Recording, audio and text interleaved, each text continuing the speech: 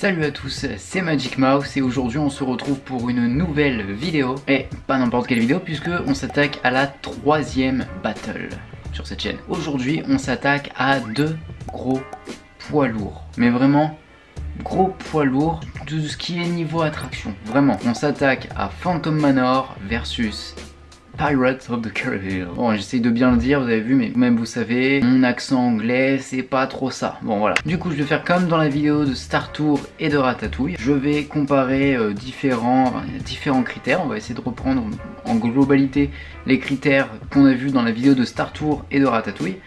Et puis on verra bien. De toute façon, il va bien falloir en choisir. Il va bien falloir un gagnant quand même. Il va nous falloir un gagnant. Du coup, c'est parti. On va commencer avec le premier critère. Alors, premier critère, on va parler de l'extérieur et de la zone environnante de l'attraction. Alors, pour Phantom Manor, j'ai mis la note de 8 sur 10. Parce que, clairement, on va quand même pas se leurrer. L'extérieur est énorme. Donc clairement, l'extérieur de Phantom Manor, c'est l'un des meilleurs extérieurs d'attraction. Je trouve d'ailleurs que c'est plus joli que les Haunted Mansion qu'on peut... Enfin, je trouve notre extérieur de Phantom Manor plus joli que les Haunted Mansion qu'on peut avoir aux États-Unis ou encore au Japon. Mais ça encore, après, c'est personnel, hein, ça dépend de chacun, hein, forcément. Mais voilà, pour moi, personnellement, j'adore l'extérieur. Je suis très fan de l'extérieur de Phantom Manor. Donc j'ai mis la note de 8 sur 10. Mais j'ai mis la note de 9 sur 10 à Pirates of the Caribbean.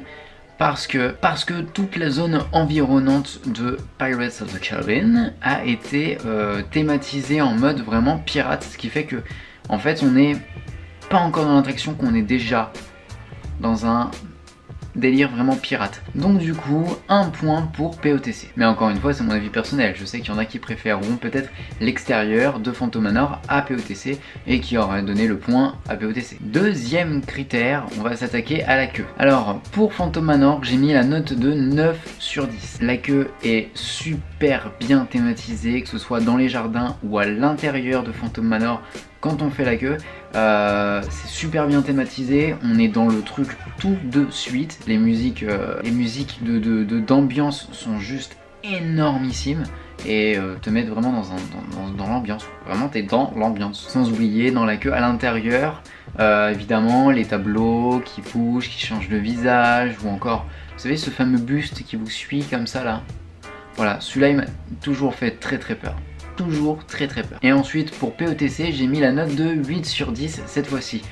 Parce que POTC a une très bonne file d'attente. Déjà, elle a l'avantage d'être pas mal en intérieur, ce qui fait que en hiver, tu peux faire l'attraction sans te cailler. Et ça c'est bien, ça c'est très bien. Tu te réchauffes même dans l'attraction. Et il y a vraiment des jolis effets dans la queue de POTC. Et c'est pour ça que j'ai mis la note de 8 sur 10. Mais je la trouve un peu moins bien que la queue de Phantom Manor. Du coup, j'ai donné le point à Phantom Manor. Vous le devinez bien, évidemment, ça fait 1-1 pour les deux. Du coup, ah oui, pour les deux. Troisième critère, maintenant on va s'attaquer au temps d'attente. Alors, qui a un temps d'attente plutôt respectable? Et pour le coup, j'ai mis la note de 9 sur 10 à Phantom Manor, mais aussi la note de 9 sur 10 à POTC. Ce qui veut dire d'une certaine manière que dans les deux attractions en général, ça fait partie de ces deux attractions qui ont un gros débit de visiteurs. C'est-à-dire que je sais pas exactement combien de visiteurs passent par heure dans ces attractions là, mais ce que je peux vous dire, c'est que c'est un gros débit d'attraction. Vraiment, pour le coup, c'est à peu près le même débit que sur It's a Small World pour les deux attractions. Donc forcément, oui, c'est un bon débit. Donc en général, les temps d'attente sont pas énormes des deux côtés. Vous aurez rarement plus de 40-50 minutes dans les deux attractions. Si c'est le cas, vous avez mal choisi votre journée les gars, parce que waouh. Et c'est le cas pour les deux attractions. Du coup, on peut faire la même chose pour les deux attractions. J'ai mis un point à chacun, donc on est à 2-2. On va maintenant passer au ride. Et comme dans la précédente vidéo avec Star Tour et Ratatouille, on va séparer le ride en plusieurs notes, plusieurs critères. Premièrement, la storyline. Et là, j'ai mis un 10 sur 10 à Phantom Manor. Mais là aussi, j'ai mis un 10 sur 10 à POTC. Honnêtement, qui ici va me contredire et me dire non, Yohan, franchement, POTC et Phantom Manor, non mais attends, c'est pas du tout des pépites. c'est pas du tout des pépites en termes de storyline. Non, non, pas du tout. Il faut dire ce qu'il faut dire. Phantom Manor et Pirates of the Caribbean sont des pépites en termes de storyline, et je parle même pas de Phantom Manor qui a une storyline incroyablement génialissime au point où elle a littéralement une storyline meilleure que toutes les autres attractions, clairement, qu'on se le dise. Du coup, 10 sur 10 pour les deux, hein, et je mets rarement 10 sur 10. Sachez-le. Ensuite, on va passer aux animatronics. Et donc là, pour Phantom Manor, j'ai mis la note de 7 sur 10. Et pour POTC, j'ai décidé de mettre la note de 9 sur 10. Pour une raison tout à fait simple, et vous allez me comprendre. Les animatronics de Pirates of the Caribbean sont tout jeunes, puisqu'ils sortent tout simplement d'une réhabilitation. Tandis que les animatronics de Phantom Manor ont un certain âge, et ça arrive fréquemment qu'il y en ait qui fonctionnent pas, voire à moitié. Tandis qu'à Pirates des Caraïbes, c'est assez rare pour la simple et unique raison qu'on sort d'une réhabilitation, ils sont tout neufs. D'ailleurs, on a des magnifiques animatronics comme celui de Jack Sparrow qui est une pépite, il fonctionne tellement bien. Ensuite, les effets spéciaux, j'ai décidé de mettre un 8 sur 10 à Phantom Manor et de mettre un 9 sur 10 à Pirates des Caraïbes. Pourquoi ? Parce que Pirates des Caraïbes là aussi sort d'une réhabilitation et a des effets spéciaux un poil en avance sur Phantom Manor, même si Phantom Manor ont quand même des effets spéciaux assez impressionnants, comme par exemple la salle de danse, voilà, la scène où ils sont en train de danser dans la salle de danse, voilà, vous comprenez. Voilà, c'est des effets spéciaux relativement balèzes, mais par contre POTC, Pirates des Caraïbes si vous préférez, eh bien a un gros point fort, c'est que c'est des effets spéciaux tout neufs pour le coup, et c'est pour ça que je mets 2 points de plus, parce que c'est des effets spéciaux tout neufs, pas à la pointe de la technologie, mais on est sur des effets spéciaux qui sont tout neufs et qui passent bien, qui ont été rajoutés ou qui ont été refaits et qui fonctionnent très bien. Bon, même si de temps en temps, ok d'accord, il y a des animatronics qui déconnent, bon, ça arrive, la maintenance passe après et puis voilà. Et dernier point pour le ride, on va parler du confort. Et là pour le confort, j'ai décidé de mettre un 8 sur 10 à Phantom Manor et un 6 sur 10 à Pirates des Caraïbes. Pourquoi ? Parce que dans Phantom Manor déjà on a la possibilité d'être seul dans notre petit comment on appelle ça, un Doom Buggies, c'est ça, reprenez-moi si je dis des conneries. Voilà, donc, vous savez dans notre petit voilà, notre Buggies, voilà, dans notre petit Buggies, on est tout seul ou accompagné d'un ou une amie.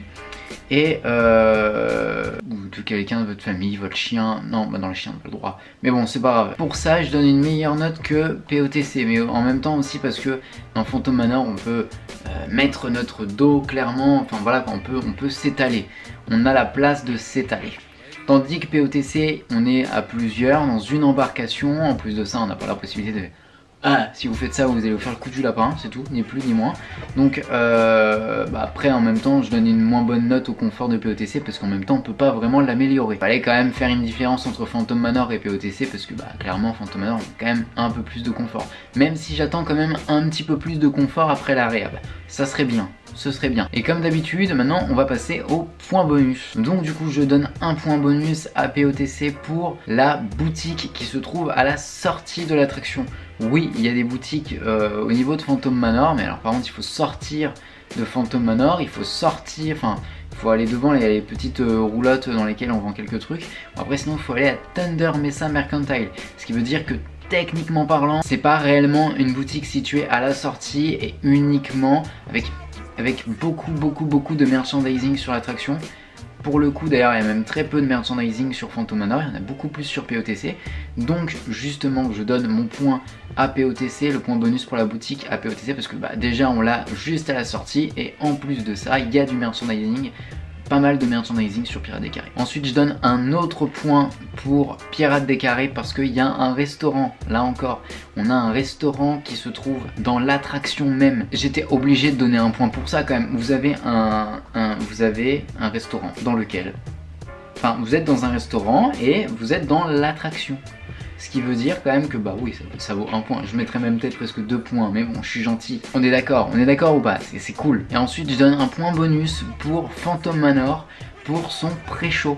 Alors s'il y en a qui comprennent pas ce que je veux dire par là, le pré-show c'est le petit truc qu'on, par exemple, c'est une petite animation avant le début de l'attraction. Le début de l'attraction, c'est vraiment quand vous rentrez dans votre petit wagon, dans votre petit Doom Buggies. Voilà, c'est là que l'attraction démarre réellement. Le pré-show, c'est-à-dire quand vous êtes dans l'ascenseur, il est là pour vous mettre en condition et aussi pour vous faire patienter, sans que vous vous en rendiez compte. Et donc du coup, faut quand même le dire, on a l'un des, enfin, c'est à peu près le même pré-show dans tous les manoirs, dans tous les Phantom Manor, dans tous les Haunted Mansion, mais dans tous les Phantom Manor, il n'y en a qu'un seul. Et pour le coup, bah, ce pré-show, il est génial. D'ailleurs, moi, je le connais quasiment par cœur. Ce pré-show est génial et vous met dans une ambiance vraiment flippante, comme il se doit en fait. Et c'est vraiment un moyen de rentrer dans la maison de manière... de rentrer dans le manoir de manière assez flippante. Voilà, donc c'est pour ça que je donne un point pour le pré-show. Du coup, comme vous avez pu le suivre juste ici, là, avec le petit score qui s'affiche, nous sommes à 5-3 pour POTC, Pirates of the Caribbean, Pirates des Caraïbes.